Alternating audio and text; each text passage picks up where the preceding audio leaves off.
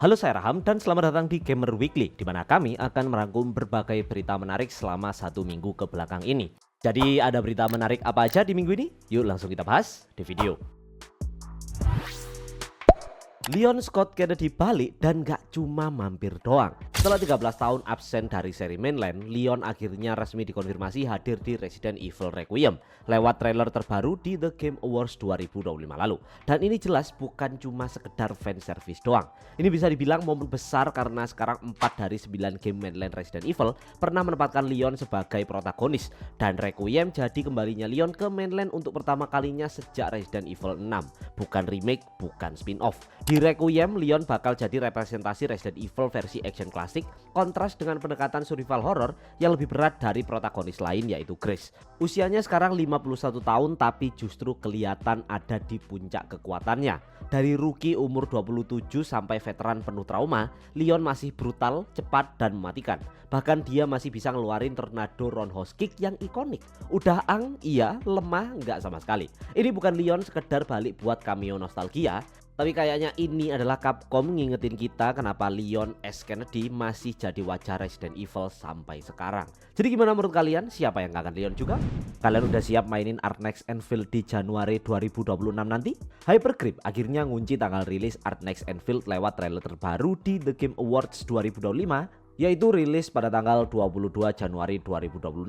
Udah di depan mata. Tentunya ini bukan Art Next yang ecek-ecek. Enfield skalanya lebih gede dan lebih ambisius dengan real-time 3D combat, exploration, dan sistem factory building yang mereka tawarkan. Buat yang pengen main dan siap-siap dari sekarang, ini garis besar dari spesifikasi yang dibutuhkan.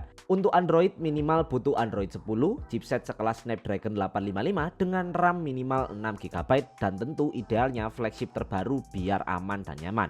Di iPhone 11 dengan RAM minimal 4GB ke atas masih masuk, tapi iPhone 13 Pro tentu lebih enak. Dan di PC, Intel i5 9400F, GTX 1060 dan RAM 16GB itu minimum. Core i7 10700K dan RTX 2060 itu baru ideal. Jadi gimana? Device kalian udah siap buat main Enfield? Game Upin dan Ipin Universe resmi turun harga permanen dan penurunannya lumayan brutal. Buat yang belum tahu, Upin dan Ipin Universe adalah game open world berbasis animasi Upin dan Ipin. Dikembangkan oleh Streamline Studios bareng Les Kopek. Saat rilis gamenya langsung viral, tapi bukan cuma karena hype. Yang jadi sorotan justru harga awal yang mahal, masalah bug dan performa, sampai isu copyright yang bikin beberapa streamer kesulitan bikin konten. Alhasil respon komunitas terbelah. Ada yang penasaran, ada yang nunggu update, dan nggak sedikit yang langsung skip. Nah, ada kabar baik yang datang. Sejak 11 Desember 2025, harga game ini resmi diturunkan secara permanen di Steam dan Epic Game Store. Di Indonesia, harganya turun dari sekitar Rp654.000 jadi sekitar Rp300.000-an. Dan ini bukan diskon tapi harga baru selamanya. Jadi kalau kalian mau coba sendiri tanpa kebawa opini orang lain, mungkin sekarang adalah waktu yang paling masuk akal. Tapi menurut kalian harga Rp300.000 itu udah worth it atau masih kemahalan?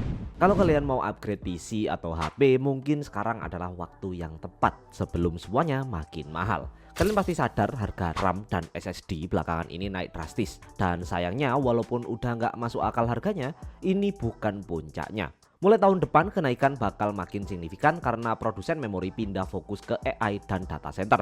Di RAM, SSD, GPU, sampai HDD disedot buat server dan AI training. Pasar konsumen pun kebagian sisa doang. Efeknya pun juga langsung ke spesifikasi hardware yang udah jadi. Laptop RAM 8GB bakal dipaksa jadi standar baru. Bukan karena cukup, tapi karena RAM besar makin mahal. Di HP pun mid-range balik ke 6-8GB, 12GB makin jarang, dan entry level turun ke 4GB. Spek gede ya tetap ada, tapi harganya yang mungkin nggak bisa kita harapkan. Kabar terbaru juga bilang kalau ada rumor Nvidia itu bakal ngurangi produksi GPU gaming sampai 30 hingga 40% di awal 2026 karena fokus ke AI. Yang paling kena justru GPU favorit gamer kayak RTX 5070 Ti dan 5060 Ti 16GB. Kalau ini kejadian, harga GPU bisa makin gila, persis kayak yang udah kita lihat di RAM. Ekspektasinya sih jelas 2026 itu bukan tahunnya upgrade murah. Bahkan kita juga belum tahu nasibnya nanti di 2027 sama 2028 kayak gimana. Kalau kalian butuh RAM besar, SSD baru, HP spek tinggi atau GPU baru, mungkin telan aja harga yang sekarang. Sebelum semuanya berubah jadi opsi mahal yang nggak tahu kapan turunnya dan mungkin nggak bisa diraih. Atau ya jadi kayak saya aja, batal upgrade dan berusaha survive dengan yang ada dulu in this economy. Jadi gimana menurut kalian tentang krisis memori global ini?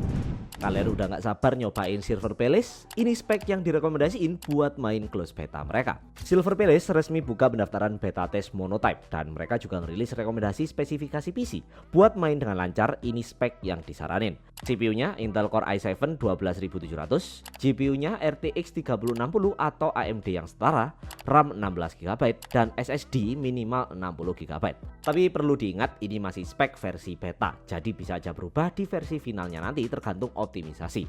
Buat yang pengen, registrasi dari beta ini dibuka sampai 5 Januari 2026 di website mereka. Jadi gimana? PC kalian udah siap? Komen di bawah. Jadi itu dia berita-berita menarik seminggu ke belakang ini seputar dunia game. Apakah ada berita menarik yang terlewat dan ingin kalian bahas? Langsung aja taruh di kolom komentar. Jangan lupa like, share, dan subscribe kalau kalian suka dengan konten seperti ini. Terima kasih dan sampai jumpa di video berikutnya. Bye-bye.